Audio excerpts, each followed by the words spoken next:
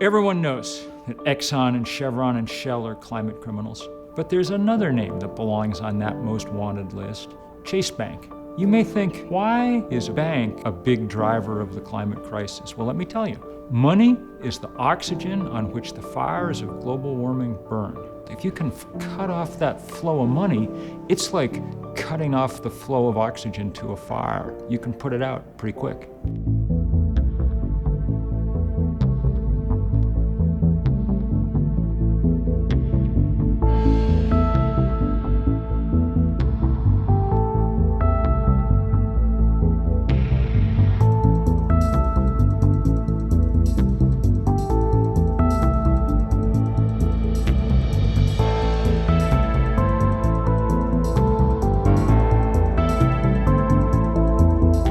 You remember that the world came together in Paris in 2015 to sign this big climate accord. It was the moment when we were going to begin taking on the greatest crisis humans have ever faced. Well, since that was signed, banks like Chase have dramatically increased their lending to the fossil fuel sector. In fact, Chase alone has lent $196 billion over the past 3 years. And much of the money is going for precisely the worst kind of projects, the ones that scientists say we have to get rid of first. Tar sands in Canada, the extreme deep water drilling, looking for oil up in the Arctic. This is the stuff we simply can't afford to keep doing as a planet. A bank like Chase is a big player, not a small one. Look, they're a carbon giant. They're one of the brands around this planet that is directly responsible for the fact that the temperature is going up. And they need your participation in order to make the whole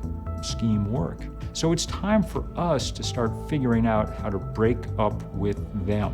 It's not that complicated. If you don't want to be participating in Chase's rampage across the earth, then you can get rid of your Chase credit card. You can close out your account at Chase Bank. There are banks and credit unions in this country that don't lend to the fossil fuel industry. All you're giving up when you give up your connection to a bank like Chase is your connection to the destruction of the earth. The point of all this work is not to shut down Chase Bank. The point of it is to send it a signal, an unmistakable, loud signal that it better get out of this line of business because people are simply not going to have it anymore.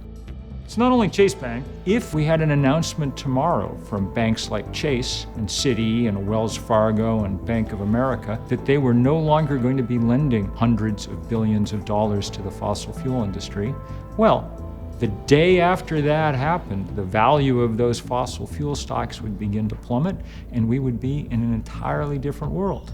No one wants to be invested in companies that the banks have declared are simply persona non grata. It will make it much harder for the fossil fuel industry to continue to operate with the business model that is breaking the planet. Look, I don't want anyone feeling too sorry for these banks. Oh, you're taking away some money from the biggest banks in the world.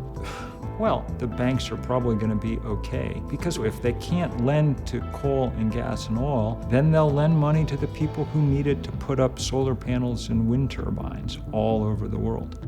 On the list of changes that people need to make in order to deal with the biggest crisis that we've ever wandered into, this is a pretty small one. All you have to do is find a new credit card, find a new bank. Yeah, it'll take a few hours, and a few hours is, well, maybe it's worth it for a planet that we can live on.